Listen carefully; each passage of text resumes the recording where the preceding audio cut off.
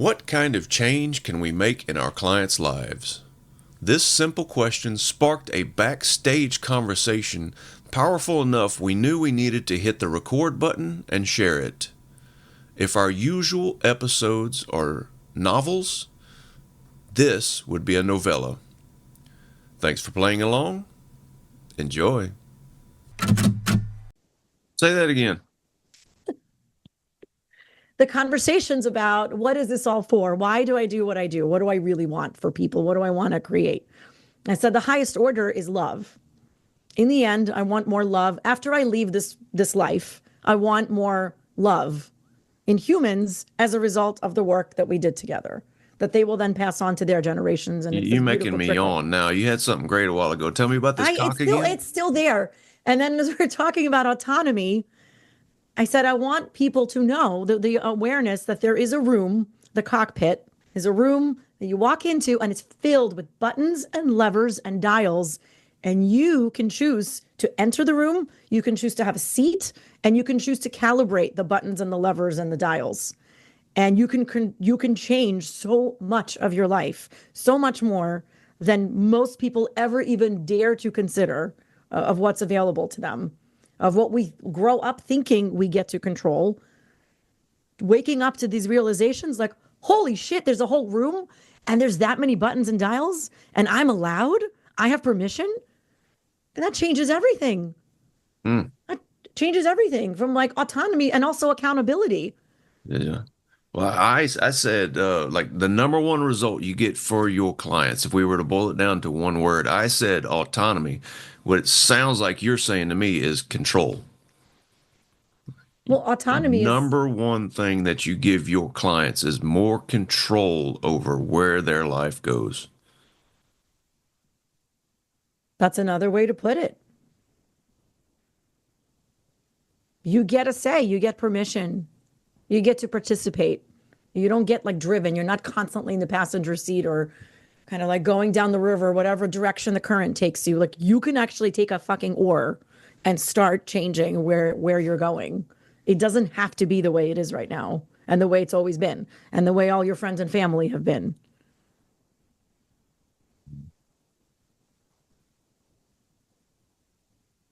Yeah. Instead of being a cog in the machine, now you're the one operating the machine. Yes. Even while you're in the big machine, even when you work for the Matrix organization and there's like 250,000 employees, you enter the machine consciously and intentionally, and you operate in it consciously and intentionally, as opposed to the wind and the current kind of takes you and, oh, there you are. And then you wake up at 45 years old, like, how the fuck did I get here? This is my life? Oh, shit.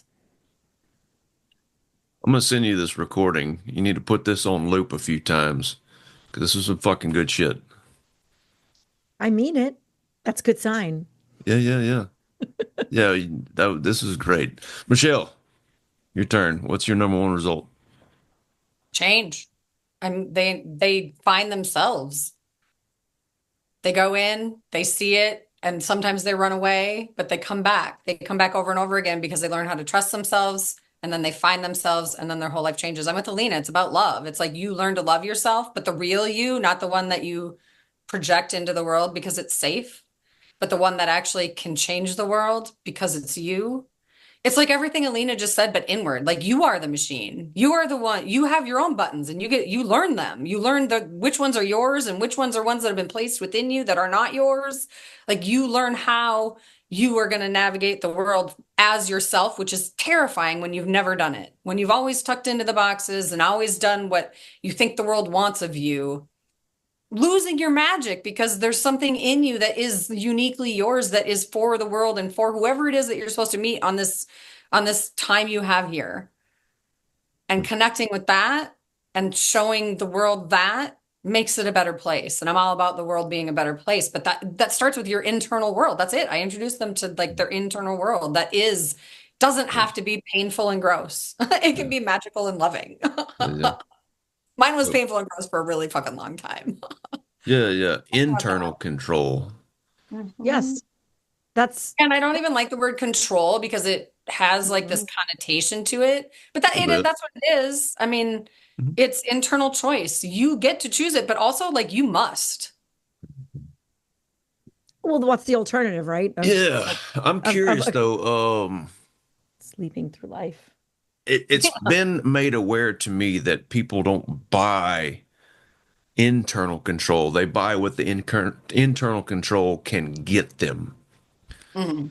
That's what's Sure, that's like true of you everything. don't actually Yes. really become aware of I want internal control until you've made a few steps forward already. It's like whenever you're first entering doing this kind of work, you think that it's the external that's going to get me what I want. And after taking a few steps into it, you go, oh, wait, no, what I actually wanted all this whole time was internal. So, in order to speak to those people that aren't quite to the level of I want internal control, what external result do we help them get? Well, that's the thing. That room that they're walking into, Hmm. that's theirs. That's not controlling other people. That is your, Yeah, yeah, but I mean, that's your what cockpit happens on of the your plane. external whenever you have control of that room? Whenever you have Well, I would control of say the internal, what does the external, how does that change? my mind goes to what is broken. What do we notice? What does it take? What kind of bleeding and pain and strife does it take to start noticing that trying to blame and point and look outward is continuing to hurt us, that we're out of control because we are constantly pointing and blaming and looking to others to save us. It And I has think to, sorry, it has to not work sufficiently enough. You have to struggle and bleed for it enough, oftentimes, definitely was true for me, to feel like I need somebody to help me make sense of what's happening because what I've been status quo has not been working. That's it. So it's like the absence of. That's where my mind goes to answer that. What were you going to say, Michelle? I was just going to say, I think the external becomes safe. It becomes a playground instead of a pain ground, instead of a torture center, because sometimes that's how it feels. But I think to expect someone to just go inward when they've never done it before, all on their own and say, you can do this is just bullshit and harmful. But to Mhm. meet someone where they're at, to grab their hand and tiptoe them in or rush them in if that's how they roll, but to do it with support and wisdom and tools and education and all those things that can like allow you to understand how you tick and what will work for you to navigate the external world from the internal space is the magic.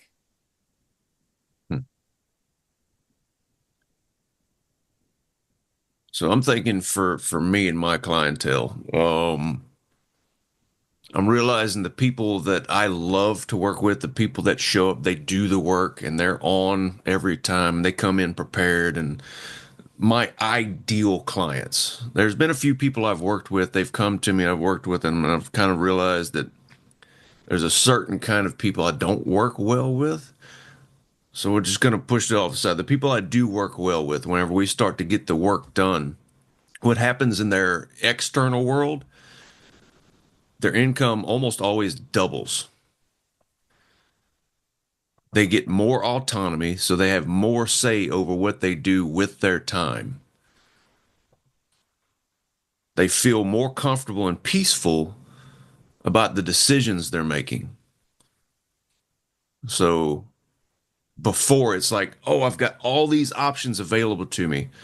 And I know that I'm not reaching my potential. I know that I'm capable of way more.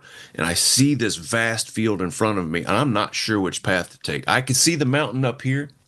I can see there's a peak, and I know I'm going to get there. But right now, I'm in the valley, and I've got all these trails, and I'm not sure which one's going to get me to that peak.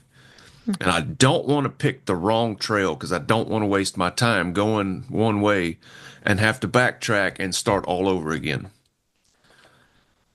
So they have more clarity on which trail they want to take. And so there's clarity around it. There's a lot in there around the results, the external results.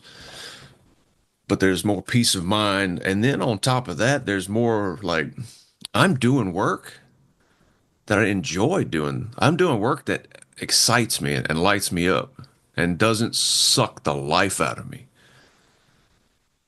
And because I'm doing that kind of work, when I get home, I'm a better person.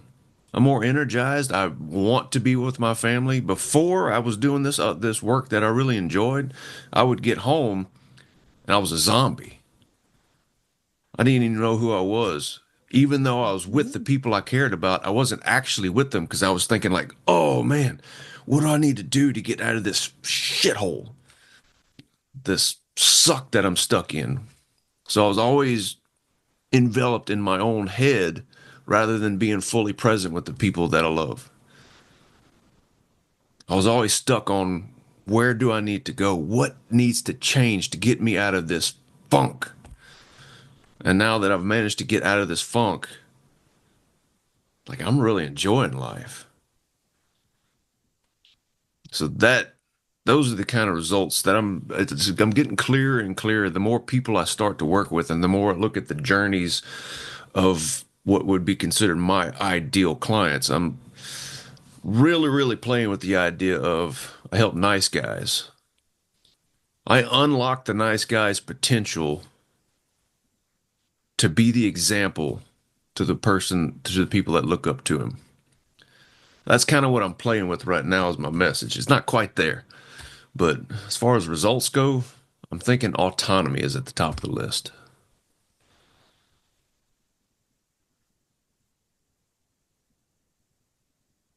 Love it. Yeah. I think I could talk about this for hours, Yeah, I yeah. know. but I'm I like do have listening to you. Oh, do you have to go? in 3 minutes.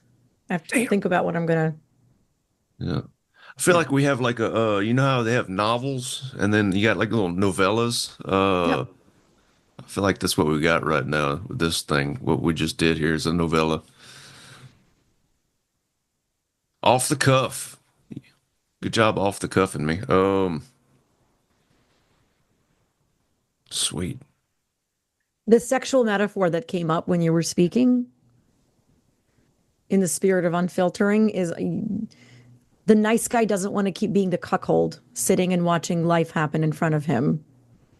Like he wants to jump in the scene.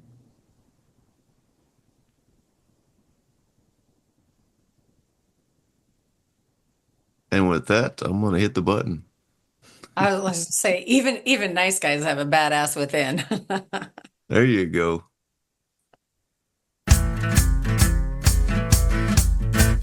Thank you for listening to That's a Great Point with Alina Doran, Michelle Aalbers, and Lee Smart. To find out more about how we can serve you, check out our links in the show description. Thanks for playing along.